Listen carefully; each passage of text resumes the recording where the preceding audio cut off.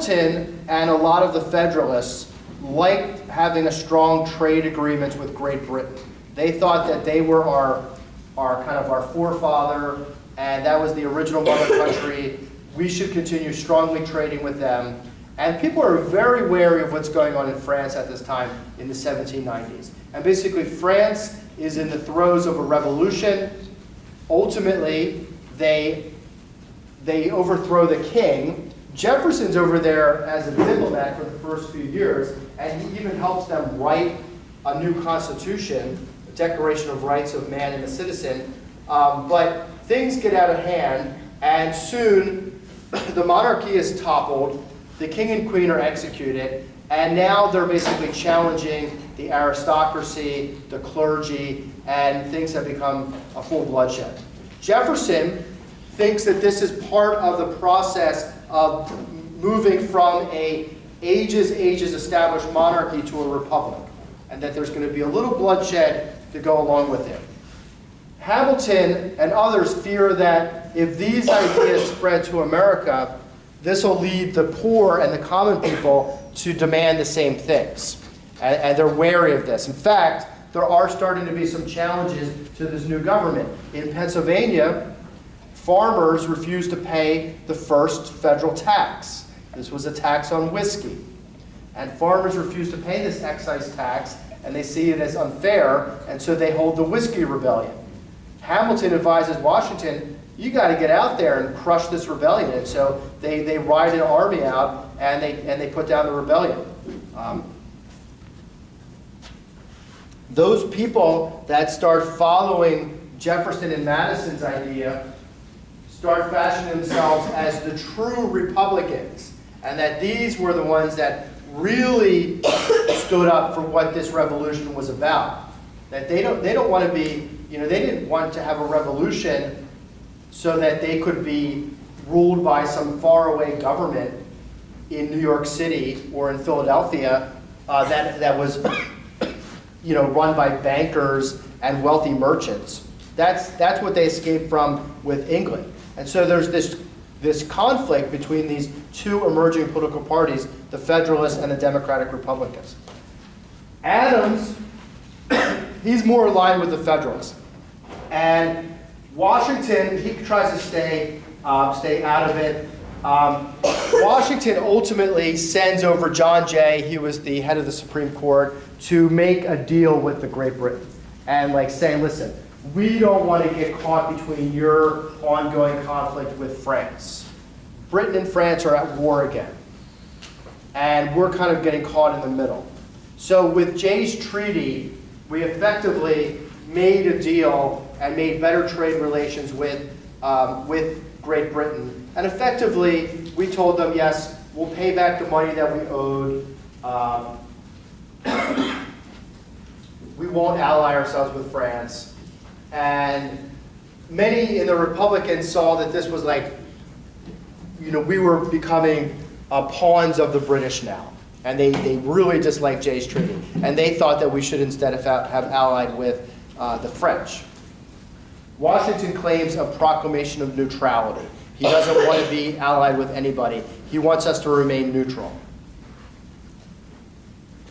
So in 1796, there's the third election. Technically, Washington was reelected 1792. 1796, Adams winds up becoming president. The second place runner-up was Jefferson. But these two guys they're friends, but they're becoming diametrically opposed about their ideas. Under Adams' presidency, because of Jay's treaty, France starts becoming belligerent with the United States. They start seizing our ships. There's a quasi-war going on in the Caribbean. The Federalists have taken over Congress now. And they issue a series of laws which restricted people's civil liberties, and they were using them to target their opponents. So what were known as the Alien and Sedition Acts pass, and they basically extended the time it took to become a citizen. It said that any foreign national living in the country could be expelled if their country was belligerent. It also said that anyone that spoke out against the government or wrote scurrilous things against the government could be arrested. And in fact, they arrest a lot of editors of Republican newspapers, including a congressman, Matthew Lyons. In response to this, Madison and Jefferson anonymously pamphlet these strongly worded condemnations known as the Kentucky and Virginia resolutions, or the Kentucky and Virginia resolves.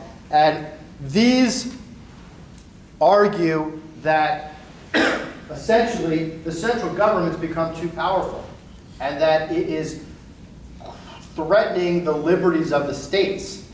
And they say that if the federal government has passed a law which is considered harmful to the members of a state, that state should have a right to nullify or consider that law to be void. And so this idea of nullification emerges in this crisis.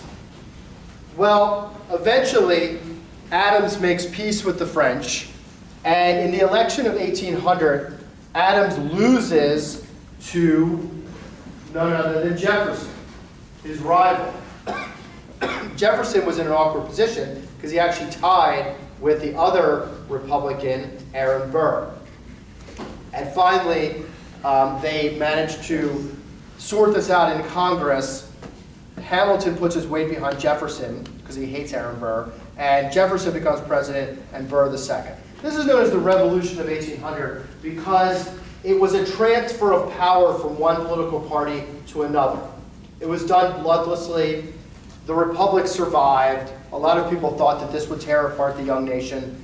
And Jefferson and the Democratic Republicans now take over. Jefferson is going to try to scale things back. He doesn't like having a large standing army. He doesn't like putting a lot of money into our Navy. He wants to have smaller government. However, an opportunity presents itself to the Jefferson administration. And through this strange concurrence of events, suddenly the purchase of a large amount of land becomes possible, and this is the Louisiana Purchase. So even though this went against Jefferson's principles of strict constitutionality, there's nothing in the Constitution saying the president could agree to purchase land. He does it anyway because it was such a great deal. So we basically doubled the size of the United States. Now, we start to come more into conflict with Great Britain again over this same issue of who's going to support which side. Napoleon is now in charge of France. He is taken over pretty much the continent. He's clashing with Great Britain, and our shipping is getting interfered with. The British are starting to seize our ships. Jefferson tries to deal with this by putting in an embargo on all trade. He thinks that by stopping trading with the French and the British, it'll force them to capitulate to us, and that we basically will, they'll give in and they'll stop harassing us. Why is Great Britain seizing our ships? Because we are trading with the French. Oh. And the French are seizing our ships because we're trading with the British. But the British are a little bit worse because they're also seizing sailors off of the ships and putting them into the Royal Navy in a practice called impressment. Also, the British have been arming Native Americans in the Old Northwest, what was basically the area below the Great Lakes. And so that area had been settled under the Articles of Confederation government, made into these new territories, Michigan, Wisconsin, Ohio. And the Native American groups there are armed, and they form into a strong confederacy known as the Shawnee Confederacy, led by Tecumseh and his brother Tenskwatawa the prophet. So things are starting to heat up. You start to have, well, Jefferson, 1808 is his last year as president. His Secretary of State and friend Madison is elected next. Madison's kind of caught into this conflict. He tries to settle it. Everybody was unhappy about the embargo. It really impacted New England a lot. They were losing a lot of business. It was unemployment skyrockets. It was hurting our economy. So they get rid of that, and they do the Non-Importation Act, which basically said we wouldn't import from countries that were being hostile to us, but we would still sell them stuff. It was mostly ignored by smuggling. So a lot of pressure is being put on Madison to get involved and deal with the British. British seem to be harassing us more. There's this group of Republicans in Congress. They fashion themselves the war hawks, and they start calling for war with Great Britain. They want to expand west, potentially up into the north, and then perhaps down into Florida as well. So Henry Clay, John C. Calhoun, these guys are pushing for war. Madison ultimately decides to go to war with Great Britain in the War of 1812. War of 1812 probably should have never happened. It didn't have to. It stretches on for a number of years. We invade Canada again. It fails. We did manage to defeat the forces of Tecumseh. He had allied with the British, and so William Henry Harrison, who was the governor of Indiana at the time, he led forces at the Battle of the Thames.